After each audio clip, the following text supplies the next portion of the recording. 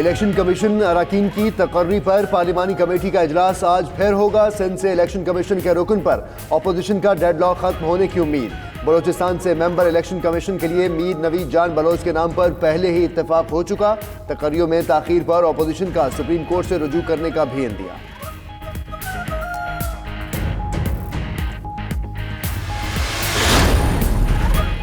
Election commission अरकान की तकर्री के लिए अपोजिशन का सुप्रीम कोर्ट से रुजू करना बदकिस्मती होगी।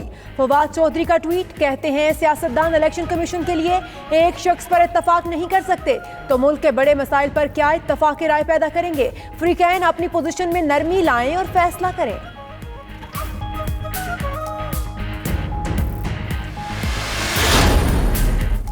इलेक्शन कमीशन की जानिब से सियासी जमातों की ममनुआ फंडिंग की छानबीन। तहरीक इंसाफ की पार्टी फंडिंग की तहकीकात के लिए स्क्रूटनी कमेटी का इजलास आज होगा। अकबर एस बाबर के सबूतों पर पीटीआई के वकला दलाइल देंगे।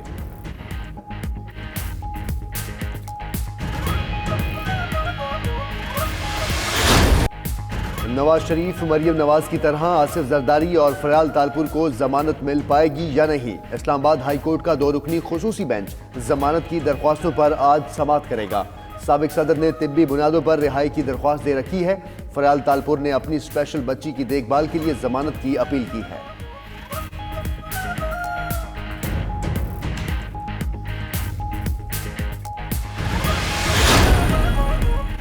मुल्क इस वक्त आईनी बहरान से गुजर रहा है। हुकूमत लचक दिखाकर अपोजिशन को साथ लेकर चले।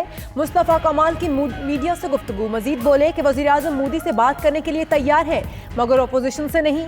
मुल्क का कोई पुरसाने हाल नहीं। तलबा यूनियंस की बहाली आइन और कानून के दायरे में रहते हुए होनी चाहिए।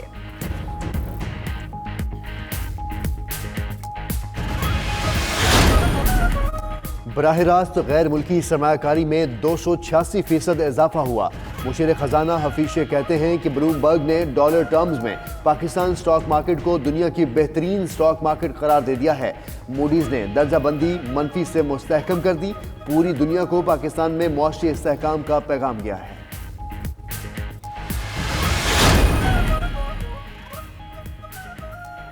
लाहौर में मेट्रो ऑरेंज लाइन ट्रेन फराटे भरने को तैयार मगर हुकूमत की 40 रुपए किराया मुकर्रर करने की तजवीज़ पर लाहौरी परेशान।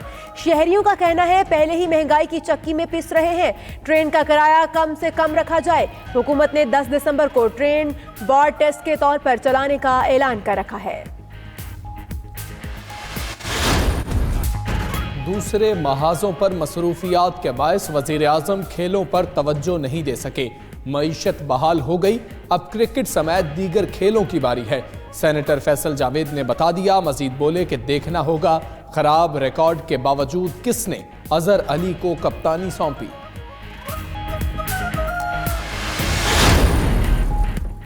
पाकिस्तान मैरीटाइम सिक्योरिटी एजेंसी के ज़रिए इंतजाम और पाक बहरिया के ताउन से 10वीं बाराकोडा मशकों का इख्तितामी रोज़। बहिरा अरब में होने वाली मशकों में 11 दोस्त ममालिक के मंदूब भी शरीक हैं।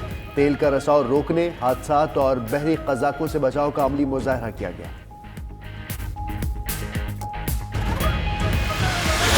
बिस्मिल्लाहिर्रहमानिर्रहीम, अस्सलामु अलैकुम। आप देख रहे हैं 92 न्यूज़। मैं हूं हमजा तारड़। दुनिया के सबसे बड़े 360 डिग्री वर्चुअल स्टूडियो में आपको खुशामदीद कहते हैं। 12 बजे के बुलेटिन में बात करेंगे साबिक सदर की दरखास्त जमानत की, मिकी आर्थर की वापसी की और मुआशी टीम की कारकर्दगी का जिक्र भी करेंगे इसी बुलेटिन में। इस बुलेटिन में मैं हूं आपके साथ मोहम्मद अहमद राना और मैं हूं इशाल सुलेमान। हेडलाइंस आपने जानी, अहम खबर से बुलेटिन का आगाज करेंगे। इलेक्शन कमीशन अरकान की तकर्री पर पार्लिमानी कमेटी का इजलास आज फिर होगा। सिंध से इलेक्शन कमीशन के रुकन पर अपोजिशन का डेडलॉक खत्म होने की उम्मीद। बलोचिस्तान से मेंबर इलेक्शन कमीशन के लिए मीर नवीद जान बलोच के नाम पर पहले ही इत्तेफाक हो चुका है। तकर्रियों में ताखीर पर अपोजिशन का सुप्रीम कोर्ट से रुजू करने का भी इंदिया। इसी पर बात करेंगे। फ़हीम अख्तर हमारे साथ मौजूद है। फ़हीम, बताएगा पार्लिमानी कमेटी का इजलास आज कितने बजे होगा? मेंबर सिंध के नाम पर इत्तेफाक हो सका है? जी बिल्कुल, जो इलेक्शन कमीशन ऑफ पाकिस्तान के मेंबर सिंध और बलोचिस्तान की तकर्री के हवाले से कायम पार्लिमानी जो कमेटी है उसका इजलास अब से कुछ देर बाद जो चेयरपर्सन हैं डॉक्टर शीरी मजारी उनकी सरबराही में होगा। और इजलास में अपोजिशन और जो हुकूमती जो अरकान हैं वो इत्तेफाक की राय पैदा करने की कोशिश करेंगे सिंध और बलूचिस्तान के मेंबर्स पर, क्योंकि तीन नाम वज़ीर-ए-आज़म इमरान खान और अपोजिशन लीडर शहबाज शरीफ की जानिब से भिजवाए गए थे। वज़ीर-ए-आज़म इमरान खान की जानिब से सिंध से जस्टिस रिटायर्ड सादिक भट्टी, जस्टिस रिटायर्ड नूरुल हक कुरैशी और इसके अलावा अब्दुल जब्बार कुरैशी के नाम दिए गए थे, जबकि बलूचिस्तान के लिए डॉक्टर फैज मोहम्मद काकड़, मीर नवीद बलोच और अमानुल्लाह बलोच के नाम दिए गए थे। इसके अलावा अपोजिशन लीडर शहबाज शरीफ की जानिब से बलूचिस्तान के लिए निसार दुरानी, जस्टिस अब्दुल रसूल मेमन, औरंगजेब हक का नाम दिया गया था, जबकि बलूचिस्तान के लिए शाह महमूद जतोई, साबिक एडवोकेट जनरल रऊफ अता और रहीला दुरानी के नाम दिए गए थे। गुज़श्ता रोज भी कमेटी का इजलास हुआ था और इस इजलास में जो मेंबर बलूचिस्तान है उनके नाम पर इत्तफाक किया गया था। नवीद बलोच, जिनका नाम वज़ीर-ए-आज़म इमरान खान ने तजवीज़ किया था, उस पर इत्तफाक राय हो चुका था, लेकिन आज इसकी हतमी मंजूरी दी जाएगी और मेंबर सिंध पर भी इत्तफाक राय पैदा करने की कोशिश की जाएगी। जी, आज हतमी मंजूरी दी जाएगी। फ़हीम अख्तर, इस मुतल्लिक आपने हमें अपडेट किया, आपका बहुत शुक्रिया। इलेक्शन कमीशन की तश्कील ऑपोजिशन का सुप्रीम कोर्ट से रुजू। फवाद चौधरी कहते हैं ऑपोजिशन का इलेक्शन कमीशन की तश्कील के मामले में सुप्रीम कोर्ट से रुजू करना सरीहन बदकिस्मती होगी। ट्विटर पर अपने पैगाम में वफाकी वजीर बराए science and technology Fawad Chaudhry का कहना था कि ऑपोजिशन का इलेक्शन कमीशन की तश्कील के मामले में सुप्रीम कोर्ट से रुजू करना सरीहन बदकिस्मती होगी। अगर सियासतदान इतने नापुख्ता हैं कि इलेक्शन कमीशन के लिए एक शख्स पर इत्तेफाक नहीं कर सकते तो वो मुल्क के बड़े मसाइल पर क्या इत्तेफाक राय पैदा करेंगे। फ़िरैकैन अपनी पोजीशन में नरमी लाएं और फैसला करें। आपको बताएंगे शहीद बेनज़ीर भुट्टो यूनिवर्सिटी चित्राल में मुलाजमीन की रेगुलराइजेशन के केस में सुप्रीम कोर्ट ने रजिस्ट्रार यूनिवर्सिटी को तलब कर लिया। जस्टिस उमर अता बंदियाल ने रिमार्क्स दिए कि काबिलियत को मद्देनजर रखकर मुलाजमीन को रेगुलराइज करना चाहिए, कोई तरीकाकार ही नहीं है, तालीम को कारोबार समझना शुरू कर दिया गया है। इमरान वसीम रिपोर्ट करेंगे।